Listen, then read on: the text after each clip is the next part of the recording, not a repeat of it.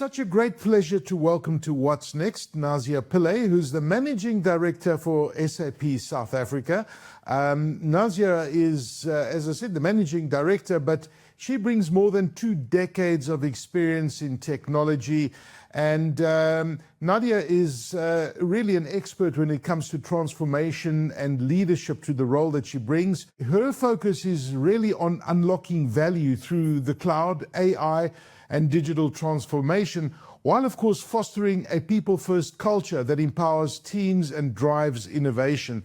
She's been with SAP since 2003, is joining as a graduate senior consultant, and since then she's held several strategic roles, including the head of SAP Active Quality Management, head of SAP Customer Success Office across Africa, and most recently she has been appointed as the head of partner ecosystem for Middle East and Africa in the South Africa region. And what an impressive lineup. So well done to you. And it's really wonderful to have you with us, Nazia. How are you doing? Great. And Aki, it's really, really good to be with you today. Listen, it's such an interesting role that you've had at SAP, and it really is, you've gone through the ranks, you've understood the business, you've covered every aspect of the business, and you've taken over through a very interesting transitional time globally for most organizations, navigating through AI, navigating through transition, through this digitization, and it's a very interesting transition for many organizations. Some are getting it right, some are lagging behind. But before we talk about all those kind of things, I want to ask you, is it something that you've always wanted to do in the technology field, growing up, being at school? Is it something that you always identified with and said to yourself growing up that this is what I want to do in my life? Is this what's shaped your career path, or did you want to be something different when you were growing up? I wonder how many people answer that says exactly what I thought I was going to do when I was 8 or 9 years old is what I landed up being. In essence, if you look at the role itself, no, that's not what I had imagined myself doing. But having said that, if you look at the deeper level of how I embody the role, then this is exactly what I plan to do. I had a strong calling to work with people, and more importantly, be in service of other people. So be a leader for people and be able to improve lives, and as well as make sure that I was able to bring something special to the table that can add value to my team members and my colleagues who I work with on a day-to-day basis. So maybe not expecting to be in application software and in technology, but definitely it's my calling to work with such large teams, such competent individuals, and also in such an impactful place within the technology space. Okay. Well, look, after you matriculated, you kind of knew that, technology was running through your veins, because you studied a BCom in Information Systems and Management at Rhodes University way back then. So what made you decide to choose that particular field of study? Actually, I had been accepted for law, so I was planning on doing LLB. I got into the admission day or registration day.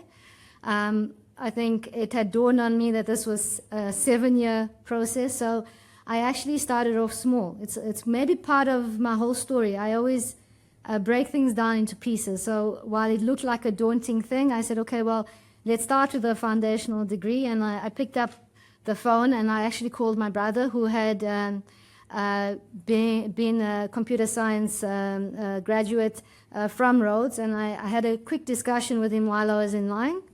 When I got to the front, I took information systems and management as my major. Wow. Yeah. That's amazing. Yes. Hey, what you know what? And I guess that it's that intuition. Hey, you must have had that intuition saying, no, this is what I want to do. Because from law to this, and I'm sure you've got no regrets. None. I think I've noticed in life things work for me, and like with everybody else. So this was something that While it may be daunting to other people to make such a major decision so quickly, most of the things that we do that really have the biggest impact in our lives is just a gut feel that you know this is the place. Like you said, intuition. This is what feels right for me. Yeah. No, that's absolutely amazing. So after you graduated, you basically immediately joined SAP, and I guess this is the reason why SAP is part of your DNA, and you've stuck with the company ever since. It's almost a bit like me. When I started in radio, I mean, I spent 30 years of my life at the same place, I guess that it's the intuition, it's where you want to be, it's where you feel comfortable.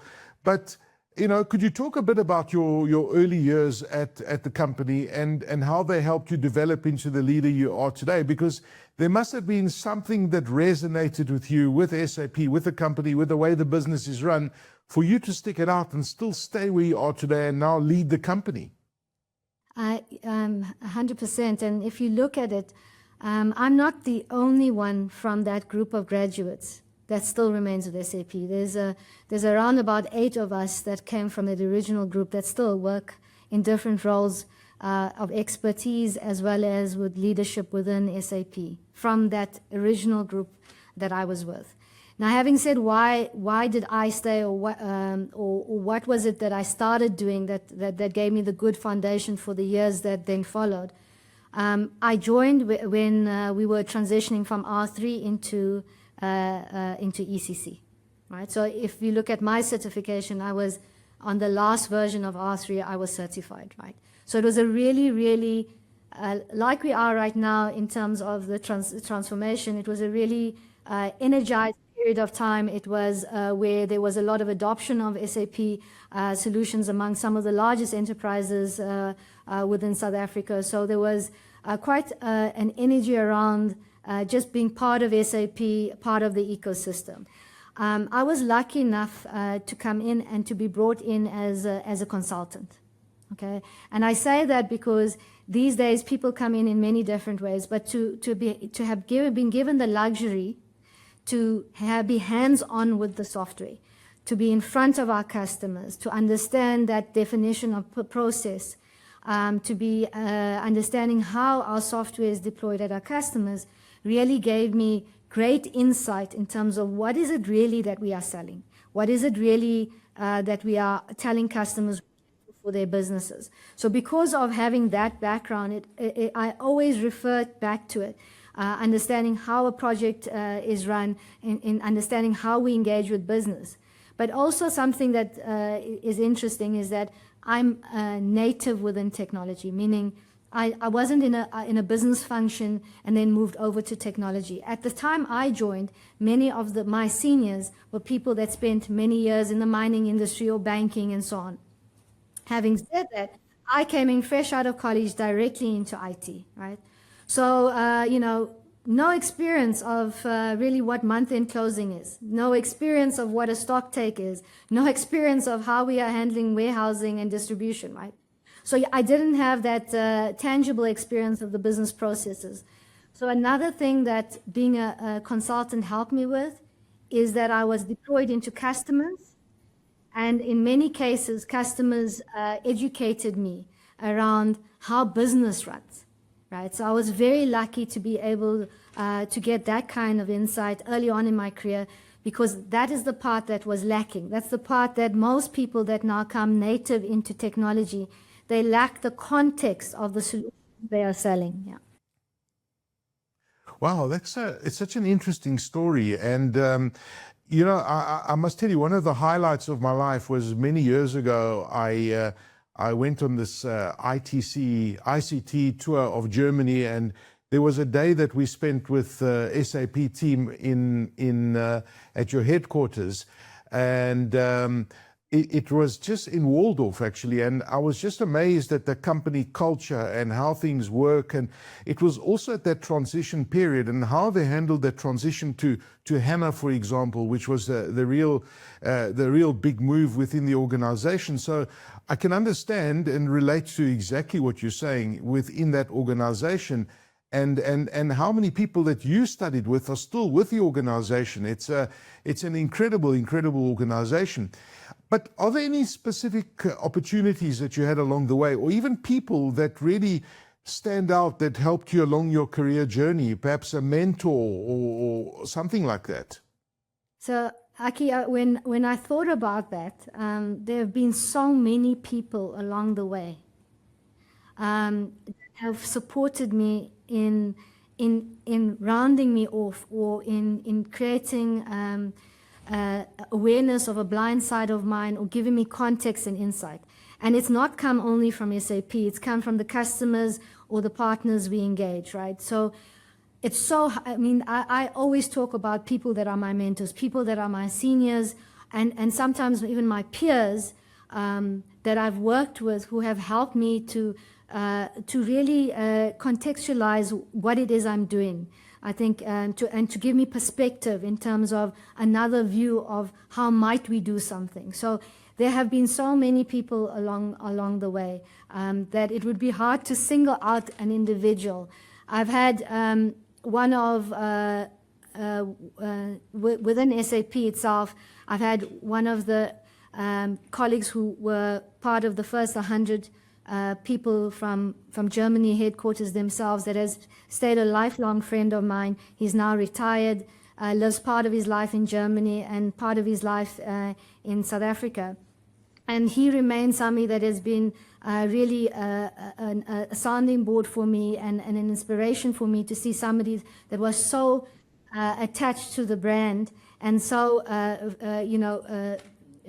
strongly believing in the sentiment of SAP, that is something I admired and something I wished I had taken on. So yes, he stands out because, of course, that's a close personal friend of mine, and it continues even into my personal life and with my kids and my family. But honestly, there have been so many great managers, so many great colleagues. It would be hard for me to maybe single out more people, because I feel there's so many to thank. But also, my husband is the other one who has played a massive role, particularly as I stepped up in the roles, because he's been with me from the very first time I started to get roles of more impact, roles of more influence. To have that person that came from the same industry and was able to be there in my times when I didn't need to talk about the details. I just needed somebody to be there to decompress with, somebody that would say, tomorrow's another day, to make sure that we celebrated, because that's something I don't often do, but you celebrate the little wins. He has also been very instrumental in making sure that I stayed in the right headspace as you take on these other roles. That's amazing. Beautiful story. And I guess that when you look back at your career, there's things that have shaped you, and crises shape people, challenges really impact who you are today, because they shape you and they help with your thinking, and they've really given you this nurturing to learn something new, because that's when we learn about ourselves, when we're in a crisis, we're in a corner. Have you faced any of those tough challenges throughout your career? And I'd be interested to know how you dealt with those challenges, because they've obviously shaped you in the person that you are today, or helped rather shape you in who you are today. Yeah, so I always, potentially because of my personality type, I always see those challenges more as internal than external. So I think the greatest challenges I've faced is really about things within myself that I needed to break through to be able to really take the opportunities that were sitting right in front of me with both hands and to make something of it. So a lot about learning to fail, being able to understand that is part of the process, and not necessarily looking at a failure and saying, well, that means that I retreat and I don't try again. So meeting failure with resilience and with a great appetite for learning from mistakes. So that is a challenge that I think from very early on in my career, I have worked on that to make sure that I keep on learning, and that is evident in the fact that I've been able to take on different roles. The other part is that while I have been known to take on roles within SAP that are unstructured and need to be built out, that doesn't mean that I'm immune, and that change is something I love. As a human, you like some part of boundaries and some part of structure. So having said that, the challenge of facing change every single day, knowing that I think since 2017, every day I came to work based on the role I had, I never knew what was going to be put in front of me, right? And it has remained that way. So that's almost 10 years where I've a good portion of my day is dealing with unstructured problems. And so one of the challenges is to make yourself comfortable in change, right?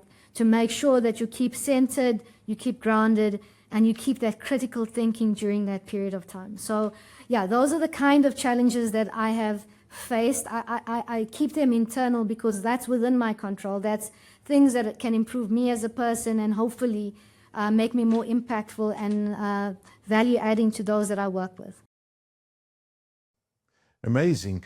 And it's interesting just listening to you and your career and the challenges that you spoke about, and that every time you've had a different leadership role, you kind of change your perspective in how you lead. I don't know. I guess at the core, you're probably still the same leader, but you adapt, right? Has your leadership style evolved or adapted with all the different leadership roles that you've had over the times?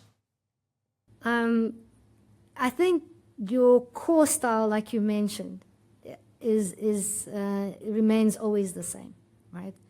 What does change and evolve over time is your tool sets. You learn that there are things that you can do to be able to be more effective in your leadership.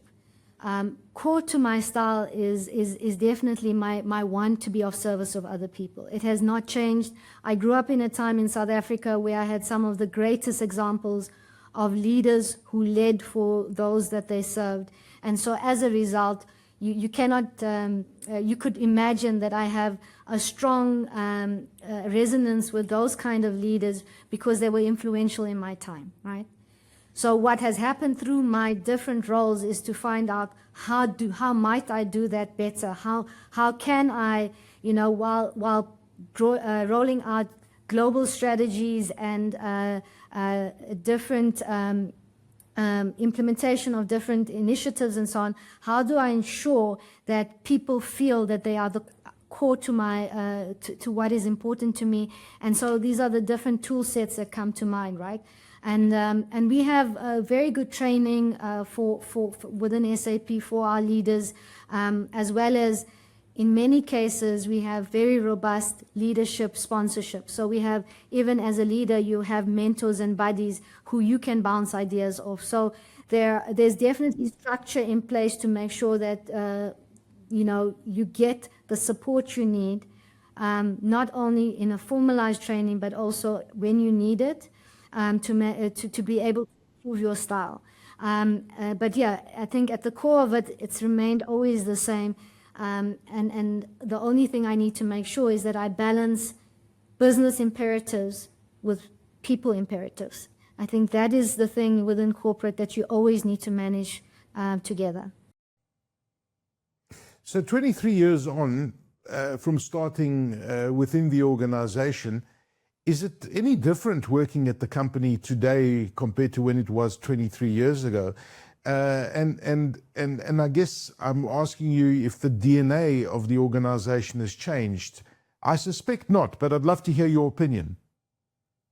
So I think the DNA is, it's always hard to keep a DNA string, right? Because you are bringing in different views. And I think that is by nature something good for us because you add diversity into that thinking over time.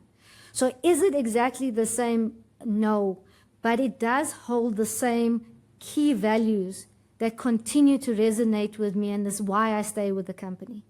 And some of them are things like the fact that very direct communication, which is allowed for good, robust conversation, because we come from that rich background of technical and functional expertise. So when we get into a meeting, we basically, in a very respectful way, have very direct conversations, and that is something that is appreciated within the organization. The next thing, of course, is the fact that we work as a team, which is something that resonates very closely to me. As SAP, we are very clear on our strategy, and as a result, you see us mobilizing behind one objective, and that is what brings us together as a team. So those are the kind of things that have remained the same. But of course, when I joined, we were talking about integration within an ERP suite, from finance to procurement and so on. Now we are talking about business AI, which brings in unstructured data from all across the web into a structured data that's coming from several legacy systems. So you cannot consider if I now look back, of the 23 years, how we have progressed technology from a technology perspective and an SAP perspective. The problems we are solving may remain the same. How we are solving them is fundamentally different, right?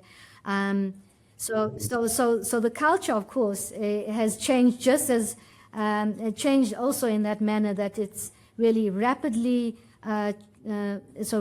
changing priorities of the customers. That means we have individuals who are very much on the cutting edge, who can absorb changes, who are able to work within an unstructured environment, who are able to talk to a lot of business value, not just technology, because that's where we are right now.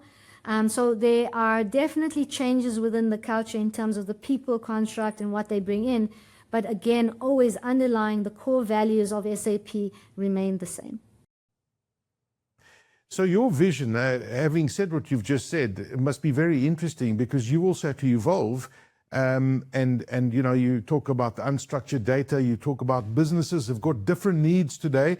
So moving forward, what excites you? Talk to us about your vision and the opportunities that really resonate with you going forward for the business. So, of course, the SAP last year announced our business AI, and the fact that we are really focused on being, the leader in business AI, and the solution set that has come behind that to ensure that we are able to deliver that to our customers is an incredibly exciting time for me. We have not, since the time I've been with SAP, while we've held many different solution sets that have met customer demands, I've never been so comfortable and enthusiastic about what I can bring to my customers as I do today, right?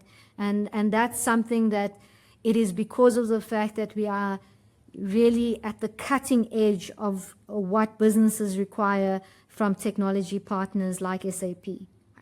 And so in terms of what the strategy is, it's quite clear.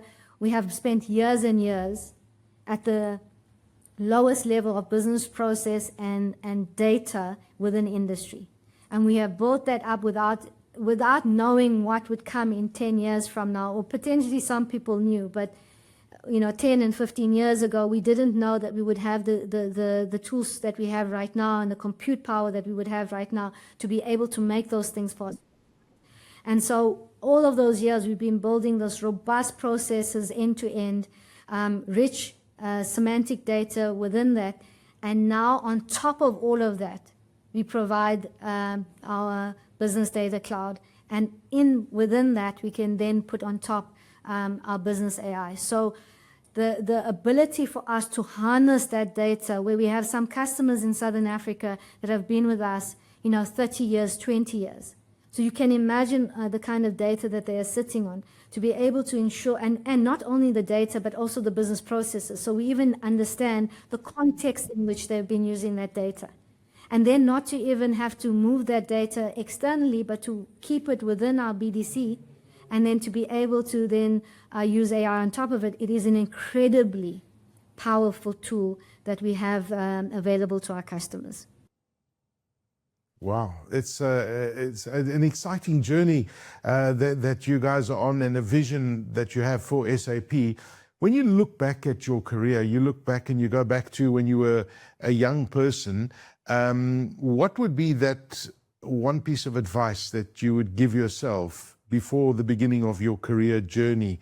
Something that you might have changed. It doesn't sound like you have any regrets at all, but advice that a young person watching this today will say, you know what, I can relate to what Nazia is saying, and that's great advice that I can, you know, bring into my life and learn something from this interview. I think the biggest thing I would have told myself is enjoy every moment. I think sometimes we get so caught up in anticipating what will come up or what has happened in the past, that we forget to be in the moment, right? And so it took me very long in my career to be able to pause and to be in the moment and to acknowledge success as well as to also acknowledge failure, and to appreciate and have gratitude for where I am and for all that I've been blessed with. So the one thing I would have told myself is enjoy the moment, take time to also to show kindness and compassion to yourself in the process, because this is a lifelong journey. It's not just you know, you look at it as your career, right? But you spend several hours a day with your colleagues, with your customers, talking about business. It becomes much more than just a career. It becomes something that you're passionate about. So, so you need to take those moments to break it up and to make sure that you don't see it as a marathon that is never ending, but rather to acknowledge those points in them, or those milestones that really matter to you. SAP does that really nicely. We actually have a long service awards that we have kept alive within the organization. We acknowledge those that have been with us 10 years, 15 years, 20 years, 25 years, and 30 years, because we have some people that have been with us that long. And so I think it's something that I would have told myself and that I would encourage many other people to do within their career. So I can just imagine your office. You've got a 5-year, a 10-year, a 15-year, a 20-year. There's a 25-year long service award coming up as well for you, which is an amazing time when you think about it. But I also understand and hear from you that it's also important to switch off and separate your work life from your family life. You speak about your kids, your husband, etc. So what do you do to switch off? Because I think as much as is important to focus on what you do and drive people in the organization, it's also important to take time out and switch off from everything that you do day to day. So how do you switch off? What do you do to relax? I do have a very busy life because I have a 4-year-old and a 7-year-old. So some people might say I don't switch off. But one of the things I do, and I do it quite consistently, is that every morning I wake up super early before anyone else is up in the house, and I take a moment to just, you know, be grateful for the day that's ahead. I do make sure that I have a training regime, so I have physical activity that I start off the day with. And I always say that if I can get through that bit of training in the morning, then I've not died because it's too exhausting. Then I'm ready for the day ahead. And I think it's super important that I do that, just to take that moment in the when everything is possible at the beginning of a day, you know, just before dawn, and to just take that in, and then say, okay, cool. The rest of the day is ahead of me, and how might this look? And so, yeah, it's what gives me energy each day, and makes the very long hauls sometimes more manageable. Yeah, no, it's true, you know, and one would think that, you know, because it's so strenuous, the workout that you do, you think, well, it's going to exhaust you for the day, but in fact, it has the opposite thing. It energizes you, and if you don't do it, it actually makes you feel fatigued. Well, I feel that way at least. during my day. So it's a very important part of the day. But it sounds to me like you've got things very much balanced and focused. And I want to say it's been an absolute pleasure talking to you, Nazia. Thank you for your time, and really good luck. I'm going to be watching your progress and all the things that you've spoken about today, and that digital transformation that's so evident in the world that we're living in today. And we certainly live in very exciting times. So Nazia Pillay, Managing Director for SAP Southern Africa, thank you for your time and appreciate your insights into your life. Thank you for sharing them with us. Thank you. It's been lovely being with you.